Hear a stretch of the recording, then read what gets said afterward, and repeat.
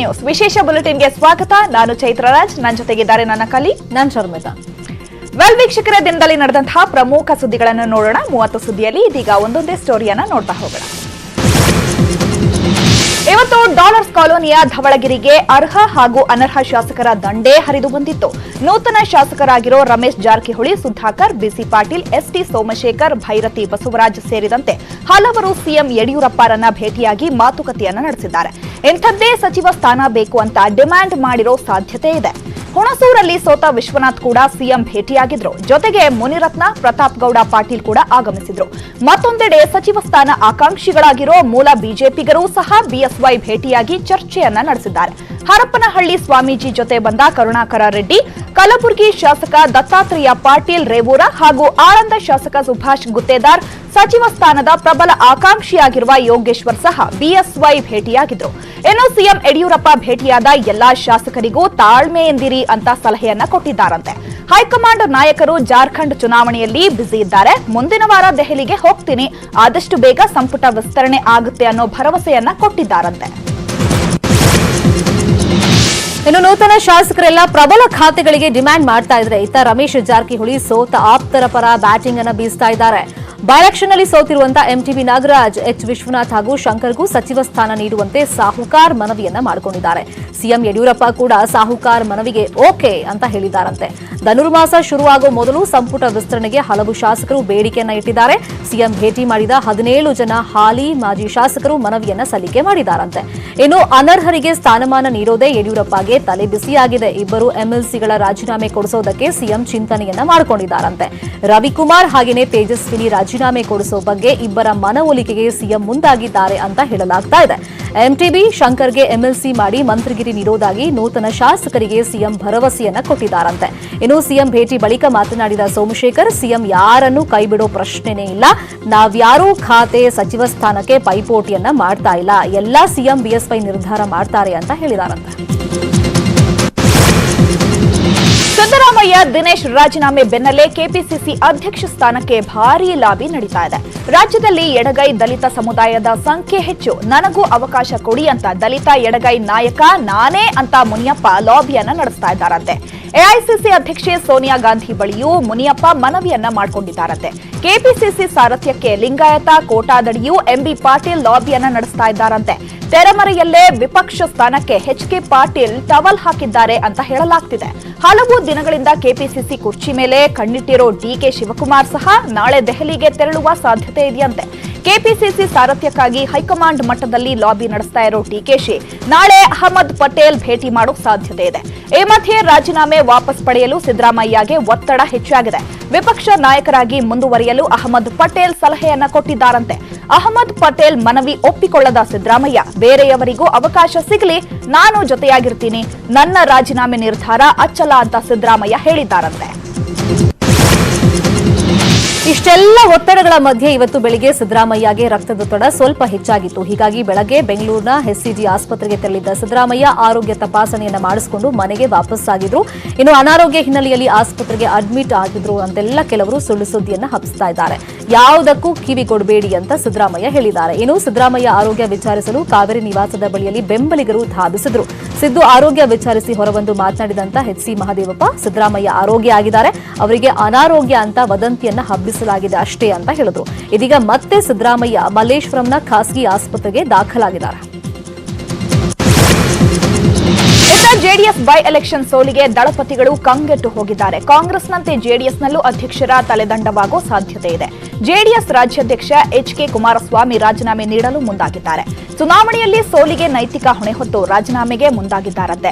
ಇನ್ನು ನನ್ನಿಂದ ಪಕ್ಷ ಸಂಘಟನೆ ಸಾಧ್ಯವಾಗಿಲ್ಲ, ಈ ಸ್ಥಾನಕ್ಕೆ ಎಚ್ಡಿ ಕುಮಾರಸ್ವಾಮಿ ಅವರೇ ಸೂಕ್ತ, ಹೀಗಾಗಿ ನಾನೇ ರಾಜೀನಾಮೆಯನ್ನ ಕೊಡ್ತೀನಿ ಅಂತ ಆಪ್ತರ ಬಳಿ ಎಚ್ಕೆ ಕುಮಾರಸ್ವಾಮಿ ಹೇಳಿಕೊಂಡಿದ್ದಾರಂತೆ. ಎಚ್ಕೆ ಕುಮಾರಸ್ವಾಮಿ ರಾಜೀನಾಮೆ ಕೊಟ್ರೆ ಶೀಘ್ರವೇ ಅಧ್ಯಕ್ಷ ಸ್ಥಾನ ಬದಲಾವಣೆ ಸಾಧ್ಯತೆ ಇದೆ. ವಿಶ್ವನಾಥ್ ಸೋಲಿಗೆ ಯೋಗೀಶ್ವರ್ ಕಾರಣ ಅಂತ ಜಿಟಿ ದೇವೇಗೌಡ ಮೈಸೂರಲ್ಲಿ ತಿರುಗೇಟನ್ನ ಕೊಟ್ಟಿದ್ದಾರೆ. ಚುನಾವಣೆ ಸೋತ ಬಳಿಕ ವಿಶ್ವನಾಥ್ ನನ್ನ ಸೋಲಿಗೆ ಜಿಟಿಡಿ ಕಾರಣ ಅಂತ ಹೇಳಿದ್ರು. ಈ ಹೇಳಿಕೆಗೆ ತಿರುಗೇಟು ಕೊಟ್ಟಿರುವಂತಹ ವಿಶ್ವನಾಥ್ ಅವರ ಸೋಲಿಗೆ ಯೋಗೀಶ್ವರ್ ಕಾರಣ. ಒಕ್ಕಲಿಗ ನಾಯಕರನ್ನ ಯೋಗೀಶ್ವರ್ ಟೀಕಿಸಿದ್ದಾರೆ. ಅವನು ಯಾರು ದೇವೇಗೌಡ ಅಂದೆಲ್ಲ ಹೇಳಿದ್ರು, ದುಡ್ಡು ಹಂಚಿ ಗೆಲ್ತೀವಿ ಅನ್ನೋ ಹುಮ್ಮತನದಿಂದ ಸೋತ್ರು ಅಂತ ಹೇಳಿಕೆಯನ್ನ ಕೊಟ್ಟಿದ್ದಾರೆ. ರಾಮನಗರದಲ್ಲಿ ಶಾಸಕಿ ಅನಿತಾ ಕುಮಾರಸ್ವಾಮಿಗೆ ಜೆಡಿಎಸ್ ಕಾರ್ಯಕರ್ತರು ಘೆರಾವ್ ಹಾಕಿದ್ದಾರೆ. ರಾಮನಗರ ನಗರಸಭೆ ಬಳಿ ಘಟನೆ ನಡೆದಿದೆ. ಗ್ಯಾಸ್ ಗೋಡೌನ್ ಖಾಲಿ ಮಾಡಿಸಲು ಜನರು ಮನವಿಯನ್ನ ಮಾಡಿದ್ದಾರೆ. ಅನಿತಾ ಕುಮಾರಸ್ವಾಮಿ ಕಾಲಿಗೆ ಬಿದ್ದ ಜನರು ಮನವಿಯನ್ನ ಮಾಡಿಕೊಂಡಿದ್ರು. ಆದ್ರೆ ಅನಿತಾ ಕುಮಾರಸ್ವಾಮಿ ಸ್ಪಂದಿಸಿಲ್ಲ. ಹೀಗಾಗಿ ಜನ ಶಾಸಕಿಗೆ ಘೇರಾವ್ ಹಾಕಿದ್ದಾರೆ. ಕಾರಿನ ಮುಂದೆ ಕುಳಿತು ಜನ ಆಕ್ರೋಶವನ್ನ ಹೊರಹಾಕಿದ್ರು. ಈ ವೇಳೆ ರಾಮನಗರ ಜೆಡಿಎಸ್ ತಾಲೂಕು ಅಧ್ಯಕ್ಷ ರಾಜಶೇಖರ್ ಹಾಗೂ ರಾಜು ನಡುವೆ ಗಲಾಟೆ ನಡೆದಿದೆ. ಕೆಲಕಾಲ ಸ್ಥಳದಲ್ಲಿ ಉದ್ವಿಗ್ನ ಪರಿಸ್ಥಿತಿ ನಿರ್ಮಾಣವಾಗಿತ್ತು. ಗಲಾಟೆ ನೋಡಲಾಗದೆ ಶಾಸಕಿ ಅನಿತಾ ಕುಮಾರಸ್ವಾಮಿ ಕಾರ್ ಹತ್ತಿ ಹೊರಟಿದ್ದಾರೆ. ರಾಜ್ಯದ ಮೂಲೆ ಮೂಲೆಯಿಂದ ಬೆಂಗಳೂರು ಚಲೋ ಹಮ್ಮಿಕೊಂಡಿದ್ದ ಅಂಗನವಾಡಿ ಕಾರ್ಯಕರ್ತೆಯರ ಪ್ರತಿಭಟನಾ ರ್ಯಾಲಿಗೆ ತುಮಕೂರಿನಲ್ಲೇ ತಡೆ ಹಿಡಿಯಲಾಗಿದೆ. ಬೆಂಗಳೂರಿಗೆ ಬರ್ತಾ ಇದ್ದವರನ್ನ ನಿನ್ನೆ ರಾತ್ರಿಯೇ ತುಮಕೂರಿನಲ್ಲಿ ಪೊಲೀಸರು ತಡೆದು ನಿಲ್ಲಿಸಿದ್ರು. ರಾತ್ರಿಯಿಡೀ ಅಮಾನಿಕೆರೆ ಗಾಜಿನ ಮನೆ ರಸ್ತೆ ಬದಿಯ ಫುಟ್ಪಾತ್ಗಳ ಮೇಲೆ ಮಹಿಳೆಯರು ಮಕ್ಕಳು ಚಳಿಯಲ್ಲೇ ಕಾಲವನ್ನು ಕಳೆದರು. ಸುಮಾರು 10,000 ಅಂಗನವಾಡಿ ಕಾರ್ಯಕರ್ತರಿಗೆ ಊಟ ತಿಂಡಿ ನಿತ್ಯ ಕರ್ಮಗಳಿಗೂ ದೊಡ್ಡ ಸಮಸ್ಯೆ ಆಗಿಬಿಟ್ಟಿದೆ. ಅಂಗನವಾಡಿಯಲ್ಲಿ ಎಲ್ಕೆಜಿ ಮತ್ತು ಯುಕೆಜಿಯನ್ನ ತೆರೆಯುವುದು, ವೇತನ ಹೆಚ್ಚಳ ಮಾಡುವುದು ಸೇರಿದಂತೆ ಹಲವು ಬೇಡಿಕೆಗಳ ಈಡೇರಿಕೆಗೆ ಒಂದು ಪಟ್ಟಿಯನ್ನ ರೆಡಿ ಮಾಡಿಕೊಂಡಿದ್ದಾರೆ ಅಂಗನವಾಡಿಯ ಕಾರ್ಯಕರ್ತರು. ಅದನ್ನ ಮುಂದಿಟ್ಟುಕೊಂಡು ಪ್ರತಿಭಟನೆಯನ್ನ ಮಾಡ್ತಾ ಇದ್ದಾರೆ.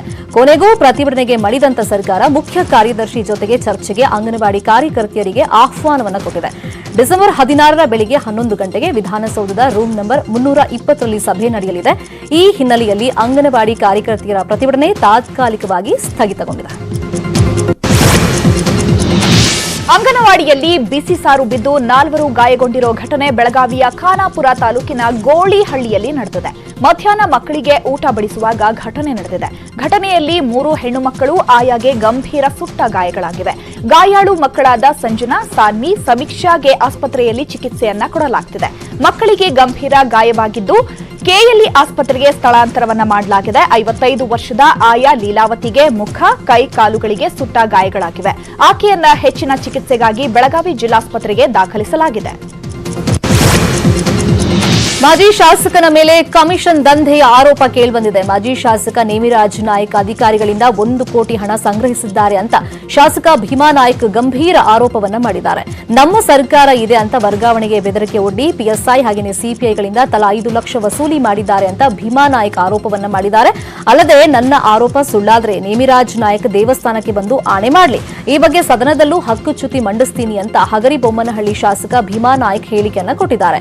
ಇನ್ನು ಭೀಮಾ ನಾಯ್ಕ್ ಆರೋಪಕ್ಕೆ ಪ್ರತಿಕ್ರಿಯೆ ಕೊಟ್ಟಿರುವಂತ ನೇಮಿರಾಜ್, ನಾನು ಕಮಿಷನ್ ದಂಧೆ ಮಾಡಿಲ್ಲ, ಆಣೆ ಮಾಡೋದಕ್ಕೆ ರೆಡಿ ಅಂತ ಹೇಳಿದ್ದಾರೆ. ಭೀಮಾ ನಾಯ್ಕ್ ಆರೋಪ ಸತ್ಯಕ್ಕೆ ದೂರವಾಗಿದೆ. ಭೂತದ ಬಾಯಲ್ಲಿ ಭಗವದ್ಗೀತೆ ಕೇಳದಂತೆ ಆಗ್ತಾ ಇದೆ ಅಂತ ಭೀಮಾ ನಾಯ್ಕ್ ವಿರುದ್ಧ ಮಾಜಿ ಶಾಸಕ ನೇಮಿರಾಜ್ ಕಿಡಿಕಾರಿದ್ದಾರೆ. ಅಲ್ಲದೆ 1 ಕೋಟಿ ಸಂಗ್ರಹ ಮಾಡಿರುವುದು ಸಾಬೀತು ಮಾಡಲಿ, ಸಾಬೀತು ಮಾಡಿದ್ರೆ ರಾಜಕೀಯ ನಿವೃತ್ತಿ ಪಡಿತೀನಿ, ಇಲ್ಲವಾದಲ್ಲಿ ಅವರು ರಾಜಕೀಯ ನಿವೃತ್ತಿ ಪಡೀಲಿ ಅಂತ ನೇಮಿರಾಜ್ ಸವಾಲನ್ನು ಹಾಕಿದ್ದಾರೆ. ಬೆಳ್ಳಂದೂರು ಅಗರ ಕೆರೆಗಳ ಪುನಶ್ಚೇತನ ಮಾಡಿ ಕೊಳಚೆ ನೀರು ಕೆರೆಗಳಿಗೆ ಹರಿಸಬಾರದು, ಇದು ಕ್ರಿಮಿನಲ್ ಅಪರಾಧ ಅಂತ ರಾಜ್ಯ ಸರ್ಕಾರಕ್ಕೆ ಎನ್ಜಿಟಿ ತರಾಟೆಯನ್ನ ತೆಗೆದುಕೊಂಡಿದೆ. ಕೊಳಚೆ ನೀರು ಕೃಷಿಗೂ ಬಳಸಲು ಯೋಗ್ಯವಲ್ಲ. ಮಾರ್ಚ್ 31ರೊಳಗೆ ಮಾಲಿನ್ಯ ನಿರ್ಮೂಲನೆ ಆಗಲಿ, ಬೇರೆ ಯಾವ ಸಮರ್ಥನೆಯೂ ಬೇಡ ಅಂತ ಎನ್ಜಿಟಿ ತಿಳಿಸಿದೆ.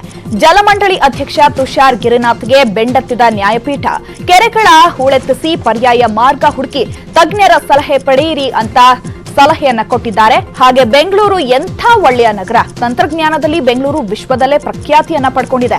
ಆದ್ರೆ ನೀವೆಲ್ಲ ಬೆಂಗಳೂರಿನ ಹೆಸರನ್ನ ಹಾಳು ಮಾಡ್ತಿದ್ದೀರಾ ಅಂತ ಸರಿಯಾಗಿಯೇ ಕ್ಲಾಸ್ ತೆಗೆದುಕೊಂಡಿದೆ. 9 ತಿಂಗಳಲ್ಲಿ ಮಗುವೇ ಜನಿಸುತ್ತೆ, ಕೆರೆ ಶುದ್ಧೀಕರಣ ಆಗಲ್ವಾ? ಇವತ್ತಿನಿಂದಲೇ ಕೆಲಸ ಶುರು ಮಾಡ್ಕೊಳ್ಳಿ, ಹೆಚ್ಚು ಸಮಯ ಕೊಡಲ್ಲ. 2020ರ ಸೆಪ್ಟೆಂಬರ್ ಒಳಗೆ ಎಲ್ಲ ಕೆಲಸವನ್ನ ಮುಗಿಸೋದಕ್ಕೆ ಎನ್ಜಿಟಿ ಎಚ್ಚರಿಕೆಯನ್ನ ಕೊಟ್ಟಿದೆ. ಸರಿಸುಮಾರು 2 ಗಂಟೆಗಳ ಕಾಲ ವಾದ ಪ್ರತಿವಾದವನ್ನ ನಿರಂತರವಾಗಿ ಆಲಿಸಿದ ನ್ಯಾಯಮೂರ್ತಿಗಳು ರಾಜ್ಯ ಸರ್ಕಾರಕ್ಕೆ ಕೊನೆಯ ಎಚ್ಚರಿಕೆಯನ್ನ ಕೊಟ್ಟಿದ್ದಾರೆ. ಬೆಂಗಳೂರಲ್ಲಿ ದಿನೇ ದಿನೇ ಸರಗಳ್ಳರ ಹಾವಳಿ ಹೆಚ್ಚಾಗ್ತಾ ಇದೆ. ಮಾರತಹಳ್ಳಿ ಬಳಿ ಮಹಿಳೆಯ ಸರ ಕದ್ದು ಪರಾರಿ ಆಗ್ತಾ ಇದ್ದ ಕಳ್ಳನನ್ನ ಆಟೋ ಚಾಲಕ ಸಿನಿಮೀಯ ಶೈಲಿಯಲ್ಲಿ ಚೇಸ್ ಮಾಡಿದ್ದಾರೆ. ಮ್ಯಾಕ್ಸ್ ಶೋರೂಮ್ ಮುಂದೆ ಡಿಯೋ ಬೈಕ್ನಲ್ಲಿ ಬಂದ ಕಳ್ಳ ಮಹಿಳೆಯ ಸರ ಕದ್ದು ಪರಾರಿ ಆಗ್ತಾ ಇದ್ದ. ಈ ವೇಳೆ ಮಹಿಳೆಯ ಕೂಗಾಟ ಕೇಳಿ ಕಳ್ಳನನ್ನ ಫಾಲೋ ಮಾಡಿ ಆಟೋ ಚಾಲಕ ಬೈಕ್ಗೆ ಡಿಕ್ಕಿ ಹೊಡೆದು ಕಳ್ಳನನ್ನ ಹಿಡಿದಿದ್ದಾರೆ. ಇನ್ನು ಆಟೋ ಚಾಲಕ ಹನುಮಂತನ ಸಾಹಸ ದೃಶ್ಯ ಸಿಸಿಟಿವಿಯಲ್ಲಿ ಸೆರೆಯಾಗಿದೆ. ಸರ ಕದ್ದ ಕಳ್ಳ ಕೆಜಿಹಳ್ಳಿ ನಿವಾಸಿ ವಿಘ್ನೇಶ್ ಇದೀಗ ಜೈಲು ಪಾಲಾಗಿದ್ದಾನೆ. ಇನ್ನು ಕಳ್ಳನನ್ನ ಹಿಡಿದ ಹನುಮಂತನ ಕಾರ್ಯಕ್ಕೆ ಪೊಲೀಸರು ಮೆಚ್ಚುಗೆಯನ್ನ ವ್ಯಕ್ತಪಡಿಸಿದ್ದಾರೆ. ಆಟೋ ಚಾಲಕನಿಗೆ ಪೊಲೀಸರು 10,000 ರೂಪಾಯಿ ಬಹುಮಾನವನ್ನ ನೀಡಿ ಗೌರವಿಸಿದ್ದಾರೆ. ಮದುವೆಗೆ ಇನ್ನೇನು 3 ದಿನ ಬಾಕಿ ಇರುವಾಗ ಮದುವೆಯಿಂದ ತಪ್ಪಿಸಿಕೊಳ್ಳೋದಕ್ಕೆ ತನಗೆ HIV ಸೋಂಕಿದೆ ಅಂತ ವರನೊಬ್ಬ ನಾಟಕವಾಡಿ ಸಿಕ್ಕಿಬಿದ್ದಿದ್ದಾನೆ. ಬೆಂಗಳೂರಿನ ಕಿರಣ್ ಸುಳ್ಳು ಹೇಳಿ ಸಿಕ್ಕಿಬಿದ್ದ ವರ. ವಿದೇಶದಲ್ಲಿ ಕೆಲಸ ಮಾಡ್ತಿದ್ದ ಕಿರಣ್ ಮದುವೆಯನ್ನ ಡಿಸೆಂಬರ್ 1ರಂದು ಮಾಡಲು ಕುಟುಂಬಸ್ಥರು ನಿಶ್ಚಯ ಮಾಡಿದ್ರು. ವಧುವಿನ ಮನೆಯವರು ಕೂಡ ಅದ್ಧೂರಿಯಾಗಿ ಮಗಳ ಮದುವೆಯನ್ನ ಮಾಡಲು ನಿರ್ಧರಿಸಿ 15 ಲಕ್ಷ ರೂಪಾಯಿಯನ್ನ ಖರ್ಚು ಮಾಡಿದ್ರು. ಇನ್ನೇನು ಮದುವೆಗೆ 3 ದಿನ ಇರುವಾಗ ಕಿರಣ್ ನನಗೆ HIV ಸೋಂಕಿದೆ, ಮದುವೆ ನಿಲ್ಲಿಸುವಂತೆ ಯುವತಿಗೆ ತಿಳಿಸಿದ್ದಾನೆ. ವರನ ಮಾತು ಕೇಳಿ ತಬ್ಬಿಬ್ಬುಗೊಂಡ ಯುವತಿ ಪೋಷಕರು ಮಣಿಪಾಲ್ ಆಸ್ಪತ್ರೆಯ ವೈದ್ಯರನ್ನ ಕರೆಸಿ ಪರೀಕ್ಷೆಯನ್ನ ನಡೆಸಿದ್ದಾರೆ. ಈ ವೇಳೆ ವರನಿಗೆ ಯಾವುದೇ ಸೋಂಕಿಲ್ಲ ಅನ್ನೋದು ಪತ್ತೆಯಾಗಿದೆ. ಈತನ ನಾಟಕದಿಂದ ನೊಂದ ಯುವತಿ ಕಡೆಗೆ ವಿಜಯನಗರ ಪೊಲೀಸ್ ಠಾಣೆಗೆ ದೂರು ದಾಖಲಿಸಿದ್ದಾಳೆ.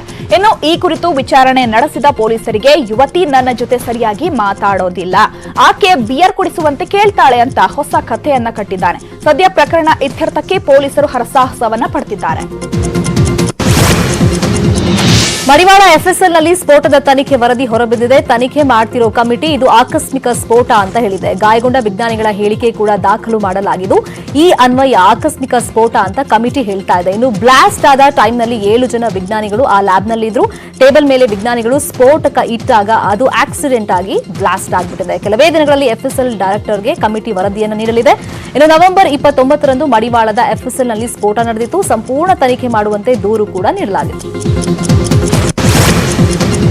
ಸಾರಿಗೆ ಬಸ್ ಸಂಚಾರದ ಉತ್ತೇಜನಕ್ಕಾಗಿ ಬೆಂಗಳೂರಿನಲ್ಲಿ ವಿಭಿನ್ನ ಜಾಗೃತಿ ನಡೆಯಿತು. ನಮ್ಮ ಬಸ್ ನಮ್ಮ ಎಕ್ಸ್‌ಪ್ರೆಸ್ ಅಂತ ಟೆಕ್ಕಿಗಳು ಜಾಗೃತಿಯನ್ನ ಮೂಡಿಸಿದ್ರು. ಬಿಎಂಟಿಸಿ ಅಧ್ಯಕ್ಷ ನಂದೀಶ್ ರೆಡ್ಡಿ ಇದರ ನೇತೃತ್ವವನ್ನ ವಹಿಸಿಕೊಂಡಿದ್ರು. ಈ ವೇಳೆ ಬೆಂಗಳೂರು ಪೊಲೀಸ್ ಆಯುಕ್ತ ಭಾಸ್ಕರ್ ರಾವ್ ಬಸ್ನಲ್ಲೇ ಸಂಚಾರ ಮಾಡಿ ಜನರಲ್ಲಿ ಜಾಗೃತಿಯನ್ನ ಮೂಡಿಸಿದ್ದಾರೆ. ಮಂಡ್ಯದಲ್ಲಿ ಚಿಕ್ಕರಸಿನಕೆರೆ ಬಸವಣ್ಣ ಮಾರಮ್ಮನಿಗೆ ಪೂಜೆ ಸಲ್ಲಿಸಲು ಪೂಜಾರಿಯನ್ನ ನೇಮಕ ಮಾಡಿದೆ. ಪೂಜಾರಿ ನೇಮಕ ಮಾಡೋ ವಿಡಿಯೋ ನ್ಯೂಸ್ 18 ಕನ್ನಡಕ್ಕೆ ಲಭ್ಯವಾಗಿದೆ. ಮಂಡ್ಯದ ಹೊಸಹಳ್ಳಿ ಬಡಾವಣೆಯಲ್ಲಿ ಮಾರಮ್ಮ ದೇವಸ್ಥಾನ ನಿರ್ಮಾಣ ಆಗಿದೆ. ದೇಗುಲಕ್ಕೆ ಅರ್ಚಕರನ್ನ ನೇಮಿಸಲು ಗ್ರಾಮಸ್ಥರು ಬಸವಣ್ಣನನ್ನ ಕರ್ಕೊಂಡು ಬಂದಿದ್ರು. ಊರಿನ ಜನರನ್ನೆಲ್ಲ ಒಂದು ಕಡೆ ಸೇರಿಸಿದಾಗ ಅರ್ಚಕರ ಆಯ್ಕೆಗೆ ಬಂದಂತ ಬಸವಣ್ಣ ಮೊದಲು ಓರ್ವ ವ್ಯಕ್ತಿಯನ್ನ ಸೂಚಿಸಿದೆ. ಆದ್ರೆ ಆತ ನಾನ್ ಪೂಜಾರಿ ಆಗಲ್ಲ ಅಂತ ಹೇಳಿದಾಗ ಆ ವ್ಯಕ್ತಿಯನ್ನ ಬಸವಣ್ಣ ಬಿಟ್ಟು ಕಳಿಸಿದೆ.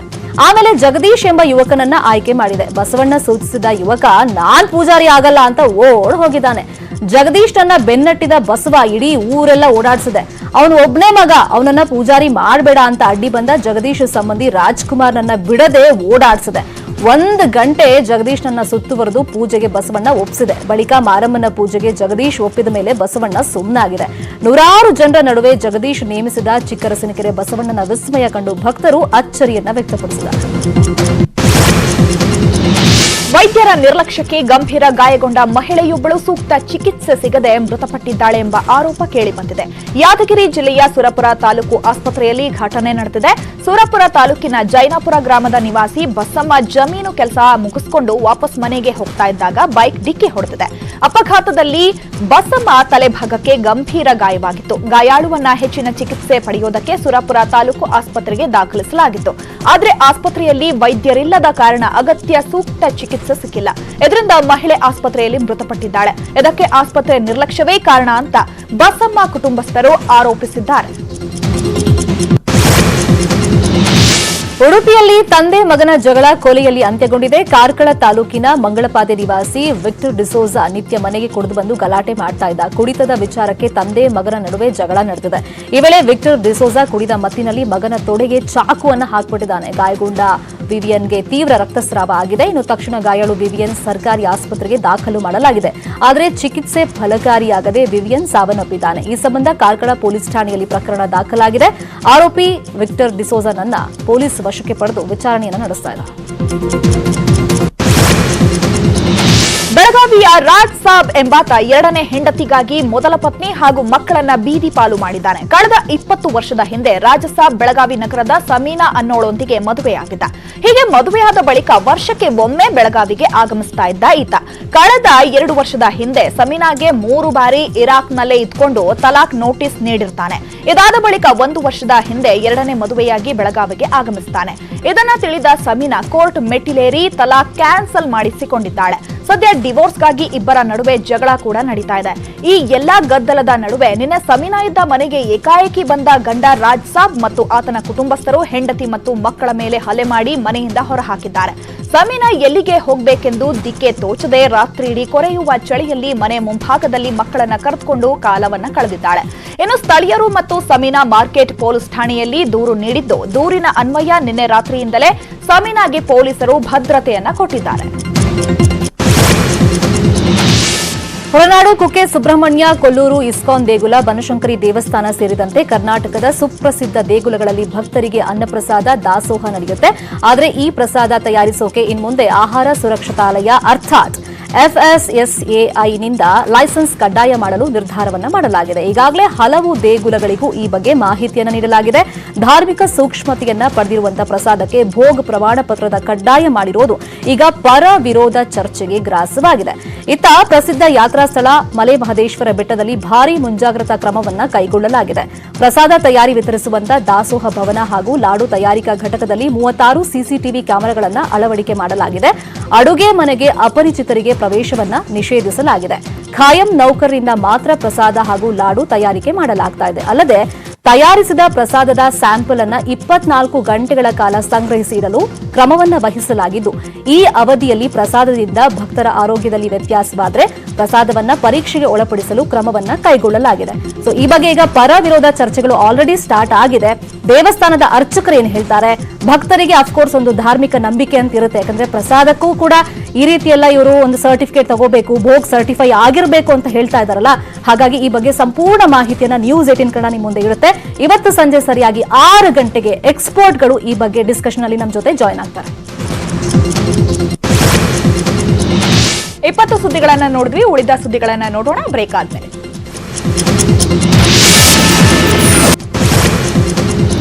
ಪೌರತ್ವ ತಿದ್ದುಪಡಿ ಮಸೂದೆಯನ್ನ ರಾಜ್ಯಸಭೆಯಲ್ಲಿ ಗೃಹ ಸಚಿವ ಅಮಿತ್ ಶಾ ಮಂಡನೆ ಮಾಡಿದ್ದು ಚರ್ಚೆ ನಡೀತಾ ಇದೆ. ವಿಧೇಯಕ ಮಂಡಿಸಿದ ಬಳಿಕ ರಾಜ್ಯಸಭೆಯಲ್ಲಿ ಮಾತನಾಡಿದ ಗೃಹ ಸಚಿವ ಅಮಿತ್ ಶಾ, ಮಸೂದೆ ಕುರಿತು ಭಾರತೀಯ ಮುಸ್ಲಿಮರು ತಲೆ ಕೆಡಿಸಿಕೊಳ್ಳುವಂತ ಅಗತ್ಯವಿಲ್ಲ. ಮಸೂದೆ ಕುರಿತು ನಿಮ್ಮನ್ನ ಯಾರೇ ಹೆದರಿಸಲು ಬಂದರೂ ನೀವು ಹೆದರಬೇಡಿ. ಸಂವಿಧಾನ, ಅಲ್ಪಸಂಖ್ಯಾತರ ಸಂಪೂರ್ಣ ರಕ್ಷಣೆಗಾಗಿ ಪ್ರಧಾನಿ ಮೋದಿ ಸರ್ಕಾರ ಕಾರ್ಯನಿರ್ವಹಿಸುತ್ತಾ ಇದೆ ಅಂತ ಹೇಳಿದ್ದಾರೆ. ಇನ್ನು ಅಣ್ಣಾ ಡಿಎಂಕೆಯ 11, ಬಿಜೆಡಿಯ 7, ವೈಎಸ್ಆರ್ ಕಾಂಗ್ರೆಸ್, ತೆಲುಗು ದೇಶಂ ಪಕ್ಷದ ತಲಾ 2 ಸದಸ್ಯರು ವಿಧೇಯಕವನ್ನ ಬೆಂಬಲಿಸುವ ವಿಶ್ವಾಸವನ್ನ ಬಿಜೆಪಿ ಹೊಂದಿದೆ. ವಿಧೇಯಕ ಪಾಸ್ ಆಗೋದು ಬಹುತೇಕ ಕನ್ಫರ್ಮ್. ಆದಾಗ್ಯೂ ಇದೊಂದು ಮುಸ್ಲಿಂ ವಿರೋಧಿ ಕಾನೂನು ಅಂತ ಟಿಆರ್ಎಸ್ ಹಾಗೆಯೇ ಎಸ್ಪಿ ವಾದ ಮಾಡ್ತಾ ಇದೆ. ಈ ವೇಳೆ ಮಾತನಾಡಿದ ಶಿವಸೇನೆಯ ಸಂಜಯ್ ರಾವತ್, ಬಿಲ್ ವಿರೋಧಿಸುವವರು ಪಾಕಿಗಳಂತಾರೆ, ವಿರೋಧಿಸಿದ್ರೆ ರಾಷ್ಟ್ರದ್ರೋಹಿಗಳಾಗ್ತೀರಾ ಅಂತ ಸರ್ಕಾರಕ್ಕೆ ಪ್ರಶ್ನೆಯನ್ನ ಮಾಡಿದ್ರು. ನಮಗೆ ಹಿಂದುತ್ವದ ಸರ್ಟಿಫಿಕೇಟ್ ಬೇಡ, ದೇಶಪ್ರೇಮದ ಸರ್ಟಿಫಿಕೇಟ್ ಬೇಡ ಅಂತ ಹೇಳಿದ್ರು. ಒಂದ್ ಕಡೆ ಸಂಸತ್ನಲ್ಲಿ ಕ್ಯಾಬ್ ಚರ್ಚೆ ನಡೀತಾ ಇರುವಾಗಲೇ ಈಶಾನ್ಯ ರಾಜ್ಯಗಳಲ್ಲಿ ಹೋರಾಟ ಗಂಭೀರ ಸ್ವರೂಪವನ್ನು ಪಡ್ಕೊಂಡಿದೆ. ನಿನ್ನೆ ರಸ್ತೆಗಳಲ್ಲಿ ಬೆಂಕಿ ಹಚ್ಚಿ ಪ್ರತಿಭಟಿಸಿದ್ರು. ಇವತ್ತು ಕೂಡ ತ್ರಿಪುರಾ ಸಂಪೂರ್ಣ ಬಂದ್ ಆಗ್ತಿದೆ. ಎಸ್ಎಂಎಸ್ ಮತ್ತು ಮೊಬೈಲ್ ಸಂಪರ್ಕ ಸೇವೆಯನ್ನ ಕಡಿತಗೊಳಿಸಲಾಗಿದೆ. ಬೀದಿ ಬೀದಿಗಳಲ್ಲೂ ಹೋರಾಟ ನಡೀತಾ ಇದೆ. ಪೌರತ್ವ ತಿದ್ದುಪಡಿ ಮಸೂದೆಯನ್ನ ವಿರೋಧಿಸಿದ್ದು 6 ಸಮುದಾಯಗಳಿಗೆ ಬುಡಕಟ್ಟು ಜನಾಂಗದ ಸ್ಥಾನಮಾನ ನೀಡಬೇಕು ಅಂತ ಆಗ್ರಹಿಸಿದೆ. ಇದರಿಂದ ರಾಜ್ಯದ ಹಲವೆಡೆ ಸಾಮಾನ್ಯ ಜನಜೀವನ ಅಸ್ತವ್ಯಸ್ತವಾಗಿದೆ. ಇನ್ನು ಮಸೂದೆ ಬಗ್ಗೆ ಪ್ರತಿಪಕ್ಷಗಳು ಪಾಕಿಸ್ತಾನದ ಭಾಷೆಯಲ್ಲಿ ಮಾತನಾಡ್ತಿವೆ ಅಂತ ಪ್ರಧಾನಿ ನರೇಂದ್ರ ಮೋದಿ ತಿರುಗೇಟನ್ನ ಕೊಟ್ಟಿದ್ದಾರೆ. ಬಿಜೆಪಿ ಸಂಸದೀಯ ಮಂಡಳಿ ಸಭೆಯಲ್ಲಿ ಸದಸ್ಯರನ್ನು ಉದ್ದೇಶಿಸಿ ಮಾತನಾಡಿದ ಪ್ರಧಾನಿ ಮೋದಿ, ಪೌರತ್ವ ತಿದ್ದುಪಡಿ ಮಸೂದೆ ಕುರಿತು ಪ್ರತಿಪಕ್ಷಗಳು ಇಲ್ಲ ಸಲ್ಲದ ಆರೋಪಗಳನ್ನ ಮಾಡ್ತಾ ಇವೆ. ಕೆಲ ನಾಯಕರಂತೂ ಪಾಕಿಸ್ತಾನದ ಭಾಷೆಯಲ್ಲಿ ಮಾತನಾಡ್ತಿದ್ದಾರೆ ಅಂತ ಹೇಳಿದ್ದಾರೆ. ಸಾಕಷ್ಟು ವರ್ಷಗಳಿಂದ ಆಗದಿದ್ದ ಹಲವು ಮಹತ್ವದ ನಿರ್ಣಯಗಳನ್ನ ಕೇವಲ 6 ತಿಂಗಳುಗಳ ಅವಧಿಯಲ್ಲಿ ಕೈಗೊಳ್ಳಲಾಗಿದೆ. ಬಿಜೆಪಿಯ ನಾಯಕರು, ಸಂಸದರು ಮಸೂದೆ ಕುರಿತು ಜನಸಾಮಾನ್ಯರಿಗೆ ಸಂಪೂರ್ಣ ಮಾಹಿತಿ, ತಿಳುವಳಿಕೆಯನ್ನ ನೀಡಬೇಕು. ಮಸೂದೆಯಲ್ಲಿ ಜನರ ಆಶಯಗಳಿಗೆ ಯಾವುದೇ ರೀತಿಯ ಧಕ್ಕೆ ಆಗದಂತೆ ಕ್ರಮವನ್ನ ಕೈಗೊಳ್ಳಲಾಗಿದೆ. ಪೌರತ್ವ ಮಸೂದೆ ವಿಷಯದಲ್ಲೂ ಸರ್ಕಾರ ಸೂಕ್ಷ್ಮ ವಿಷಯಗಳನ್ನ ಗಮನಿಸಿ ಕ್ರಮವನ್ನ ಕೈಗೊಂಡಿದೆ. ಪೌರತ್ವ ಮಸೂದೆ ತಂದಿರುವಂತಹ ಪರಿಹಾರ ಹಾಗೂ ಸಂತೋಷವನ್ನ ಅಳೆಯಲು ಸಾಧ್ಯವಿಲ್ಲ. ಅವರ ನೋವನ್ನ ಆಲಿಸಿ ಅಂತ ಮೋದಿ ಹೇಳಿದ್ದಾರೆ. ಪೌರತ್ವ ವಿಧೇಯಕ ವಿರುದ್ಧ ಕಾಂಗ್ರೆಸ್ ಪ್ರತಿಭಟನೆಗಿಳಿದಿದೆ. ಬೆಂಗಳೂರಿನ ಕೆಪಿಸಿಸಿ ಕಚೇರಿಯಲ್ಲಿ ಕೇಂದ್ರದ ನೀತಿ ಖಂಡಿಸಿ ರಾಜ್ಯ ಕಾಂಗ್ರೆಸ್ ಪ್ರತಿಭಟನೆಯನ್ನ ನಡೆಸಿದೆ. ಕೆಪಿಸಿಸಿ ಕಾರ್ಯಾಧ್ಯಕ್ಷ ಈಶ್ವರ್ ಖಂಡ್ರೆ, ಬಿಎಲ್ ಶಂಕರ್, ವಿಎಸ್ ಉಗ್ರಪ್ಪ, ಪುಷ್ಪಾ ಅಮರನಾಥ್ ಸೇರಿದಂತೆ ಹಲವರು ಪ್ರತಿಭಟನೆಯಲ್ಲಿ ಭಾಗಿಯಾಗಿದ್ದರು. ಈ ವೇಳೆ ಮಾತನಾಡಿದ ಈಶ್ವರ್ ಖಂಡ್ರೆ, ಇದು ಅಕ್ರಮ ವಲಸಿಗರ ಹೆಸರಿನಲ್ಲಿ ವಂಚನೆ ಹುನ್ನಾರ. ಹೀಗಾಗಿ ಪೌರತ್ವ ಮಸೂದೆ ನಮಗೆ ಬೇಡ ಅಂದ್ರು. ಪೌರತ್ವ ಕಾಯ್ದೆ ಹೆಸರಿನಲ್ಲಿ ಮುಸ್ಲಿಮರನ್ನ ಹೊರಹಾಕುವ ಪ್ರಯತ್ನ ಇದು. ಸಂವಿಧಾನದ ಮೇಲೆ ಆಕ್ರಮಣ ಮಾಡೋಕೆ ಹೊರಟಿದೆ. ಕಾಯ್ದೆ ಹೆಸರಿನಲ್ಲಿ ಒಂದು ಸಮುದಾಯ ಟಾರ್ಗೆಟ್ ಮಾಡ್ತಾ ಇದೆ ಅಂತ ಕೇಂದ್ರದ ವಿರುದ್ಧ ಕಾಂಗ್ರೆಸ್ ನಾಯಕರು ಕಿಡಿಕಾರಿದ್ರು. ಪೌರತ್ವ ವಿಧೇಯಕಕ್ಕೆ ರಾಹುಲ್ ಗಾಂಧಿ ಸಹ ಕಿಡಿಕಾರಿದ್ದಾರೆ. ಇದು ಈಶಾನ್ಯ ರಾಜ್ಯಗಳ ಮೇಲಿನ ಹಲ್ಲೆ, ಜನಾಂಗೀಯ ಶುದ್ಧೀಕರಣಕ್ಕೆ ಯತ್ನಿಸಿದೆ. ಇದರಿಂದ ಈಶಾನ್ಯ ರಾಜ್ಯದ ಜನರ ಬದುಕಿಗೆ ಧಕ್ಕೆಯಾಗಿದೆ. ನಾನು ಈಶಾನ್ಯ ಜನರ ಜೊತೆಗಿದ್ದೇನೆ ಅಂತ ಕಾಂಗ್ರೆಸ್ ನಾಯಕ ರಾಹುಲ್ ಗಾಂಧಿ ತಿಳಿಸಿದ್ದಾರೆ. ಭಾರತೀಯ ಬಾಹ್ಯಾಕಾಶ ಸಂಸ್ಥೆ ಇಸ್ರೋ ದೇಸಿ ನಿರ್ಮಿತ ದೂರ ಸಂವೇದಿ ಉಪಗ್ರಹ RISAT-2 BR-1 ಉಪಗ್ರಹ ಉಡಾವಣೆ ಮಾಡಿದೆ. ಮಧ್ಯಾಹ್ನ 3:25ಕ್ಕೆ ಶ್ರೀಹರಿಕೋಟಾದ ಸತೀಶ್ ಧವನ್ ಬಾಹ್ಯಾಕಾಶ ಕೇಂದ್ರದಿಂದ PSLV-48 ರಾಕೆಟ್ ನಭಕ್ಕೆ ಚಿಮ್ಮಿದೆ. ಪ್ರತಿಕೂಲ ಹವಾಮಾನದಲ್ಲಿ ದಿನದ 24 ಗಂಟೆ ಭೂಮಿಯ ಚಿತ್ರವನ್ನು ತೆಗೆಯಬಲ್ಲ ಸಾಮರ್ಥ್ಯವನ್ನ ಈ ರೇಡಾರ್ ಇಮೇಜಿಂಗ್ ಉಪಗ್ರಹ ಹೊಂದಿದೆ. ಇದರ ಜೊತೆಗೆ 9 ಚಿಕ್ಕ ಉಪಗ್ರಹವನ್ನ ಉಡಾಯಿಸಿದ್ದು PSLV ರಾಕೆಟ್ ಸರಣಿಯ 50ನೇ ರಾಕೆಟ್ ಇವತ್ತು ಹೊಸ ದಾಖಲೆಯನ್ನ ಬರೆದಿದೆ. ಇನ್ನು ಯಶಸ್ವಿ ಉಡಾವಣೆಗೆ ಇಸ್ರೋ ಅಧ್ಯಕ್ಷ KS ಶಿವನ್ ಸಂತಸವನ್ನು ವ್ಯಕ್ತಪಡಿಸಿದ್ದಾರೆ. ಸಿನಿಮಾಗೆ ಸಂಬಂಧಪಟ್ಟ ಸುದ್ದಿ ಇದೆ, ನೋಡೋಣ ಬ್ರೇಕ್ ಆದ್ಮೇಲೆ.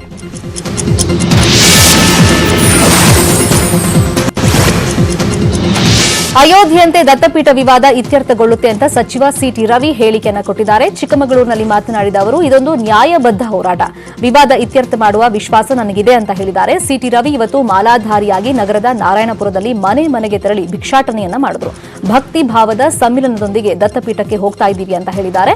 ಇದೇ ವೇಳೆ ದತ್ತಾತ್ರೇಯನಿಗೆ ಹಿಂದೂ ಅರ್ಚಕರ ನೇಮಕಕ್ಕೆ ಸಂಬಂಧಪಟ್ಟಂತೆ JDS ದಲಿತ ಅರ್ಚಕರನ್ನ ನೇಮಕ ಮಾಡಲಿ ಅನ್ನೋ ಆಗ್ರಹಕ್ಕೆ ದತ್ತನಿಗೆ ಮಡಿ ಹಾಗೂ ಜಾತಿ ಭೇದ ಇಲ್ಲದಾಗ ಅರ್ಚಕರಲ್ಲಿ ಮಡಿ ಜಾತಿ ಹುಡುಕುವಂತ ಪ್ರಶ್ನೆನೇ ಇಲ್ಲ, ಯಾರೇ ಅರ್ಚಕರಾದರೂ ಸರಿ ಅಂತ CT ರವಿ ಹೇಳಿದ್ದಾರೆ. ಶಿವಮೊಗ್ಗ ಜಿಲ್ಲೆಯ ಗಡಿ ಭಾಗದಲ್ಲಿ 4 ಕಾಡಾನೆಗಳು ಪ್ರತ್ಯಕ್ಷವಾಗಿವೆ. ಸೊರಬ ತಾಲೂಕಿನ ಆನವಟ್ಟಿ ಹೋಬಳಿಯ ಬಂಕಸಾಣ ತಲಗೆಡ್ಡ ಗ್ರಾಮದ ಸಮೀಪ ವರದಾ ನದಿ ದಂಡೆಯ ಮೇಲೆ ಕಾಡಾನೆಗಳ ಹಿಂಡು ಪ್ರತ್ಯಕ್ಷವಾಗಿದೆ. 3 ದಿನಗಳಿಂದ ಈ ಭಾಗದಲ್ಲಿ ಕಾಡಾನೆಗಳ ಓಡಾಟ ಜಾಸ್ತಿಯಾಗಿದೆ. ಕಚುವಿ, ಬಂಕಸಾಣ, ಲಕ್ಕವಳ್ಳಿ, ಬೆನ್ನೂರು ಗ್ರಾಮಗಳಲ್ಲಿ ಆನೆಗಳು ಸಂಚಾರವನ್ನ ಮಾಡ್ತಾ ಇವೆ. ಗದ್ದೆ, ತೋಟಕ್ಕೆ ನುಗ್ಗಿ ಬೆಳೆ ಹಾನಿಯನ್ನ ಮಾಡಿವೆ. ಸ್ಥಳಕ್ಕೆ ಸೊರಬ ಅರಣ್ಯಾಧಿಕಾರಿಗಳು ಭೇಟಿಯನ್ನ ನೀಡಿ ಪರಿಶೀಲನೆಯನ್ನ ನಡೆಸಿದ್ದಾರೆ. ಆನೆಗಳನ್ನ ಕಾಡಿಗೆ ಓಡಿಸಲು ಕಾರ್ಯಾಚರಣೆಯನ್ನ ಕೂಡ ನಡೆಸ್ತಾ ಇದ್ದಾರೆ. ಇತ್ತ ಚಾಮರಾಜನಗರದಲ್ಲೂ ಹಾಡಹಗಲೇ ಚಿರತೆ ಕಾಣಿಸಿಕೊಂಡಿದೆ.